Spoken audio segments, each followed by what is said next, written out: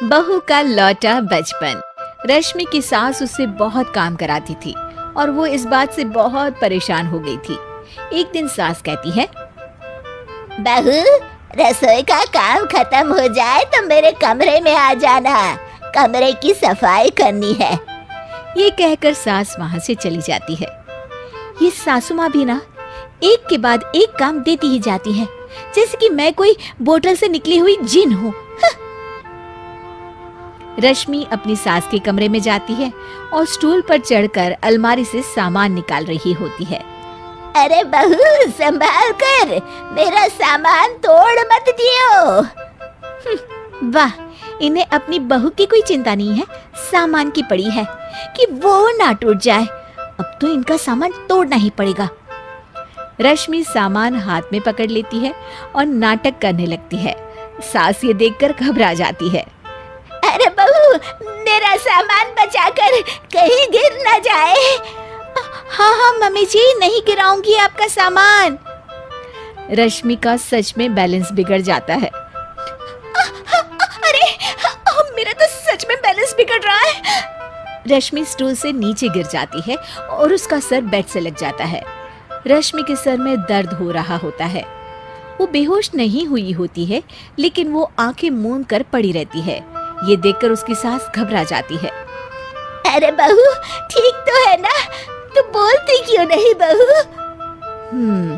ये अच्छा मौका है, बेहोशी का नाटक कर लेती हूँ, काम से तो बच जाऊंगी। सास रश्मि को बेड पर लेटा देती है और अपने बेटे सूरज और डॉक्टर को फोन करती है। वे दोनों कुछ ही देर में घर आ जाते हैं।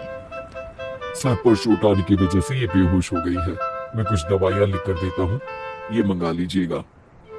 उफ, वो ठीक हो जाऊंगी तो फिर से काम करना पड़ेगा। क्या करूं?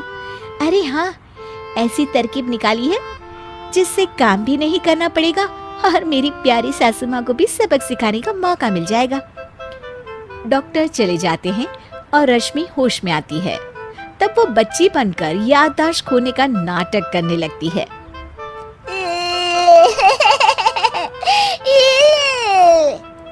अरे बेटा, ये बच्चे के रोने की आवाज कहाँ से आ रही है?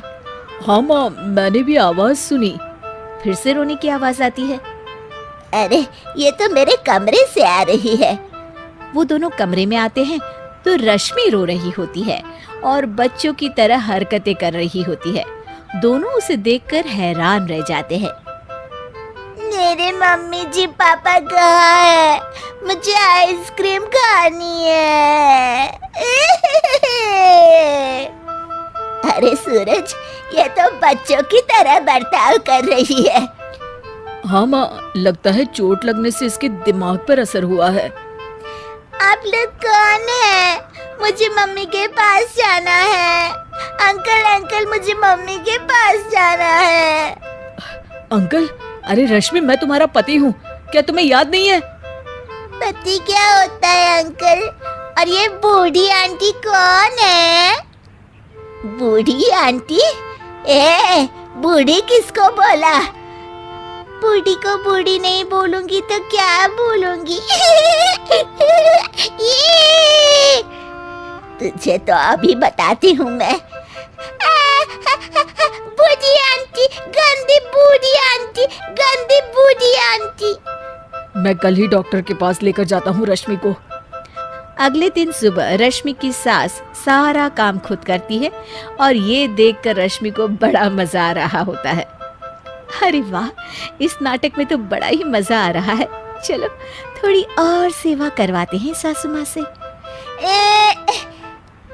आंटी, मुझे ना भूख लगी है। अरे, इतनी देर से मेरा सर खा रही है, तेरी भूख नहीं मिटी। अब क्या खाना है तुझे? मुझे चॉकलेट शेक पीना है। अरे, मुझे नहीं आता चॉकलेट वाकलेट शेक बनाना। मुझे चॉकलेट शेक चाहिए, मुझे चॉकलेट शेक चाहिए। अच्छा अच्छा, मेरी माँ चुप हो जा, लाती हूँ बनाकर चॉकलेट शेक। रश्मि अपनी सास से खूब काम करा रही होती है और अपने नाटक का जमकर फायदा उठा रही होती है। रश्मि पूरे घर को बार बार गंदा कर देती है और उसकी सास बार बार सफाई कर रही होती है। ए बहू, तुझे समझ में नहीं आ रहा? कितनी बार कहा है कि एक जगह बैठ, अभी एक थप्पड़ लगाऊंगी तुझे। रश्मि रोना शुरू कर देती है।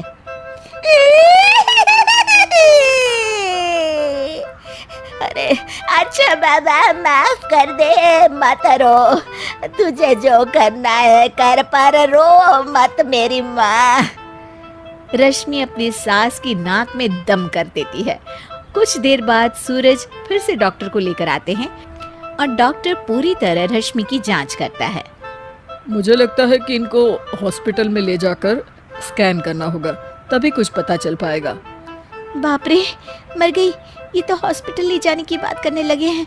नहीं नहीं, मुझे हॉस्पिटल नहीं जाना। नहीं नहीं, मुझे हॉस्पिटल नहीं जाना डॉक्टर अंकल, गंदे अंकल, मुझे नहीं जाना। डॉक्टर तभी एक इंजेक्शन निकालते हैं और रश्मि को लगाने जा रहे होते हैं।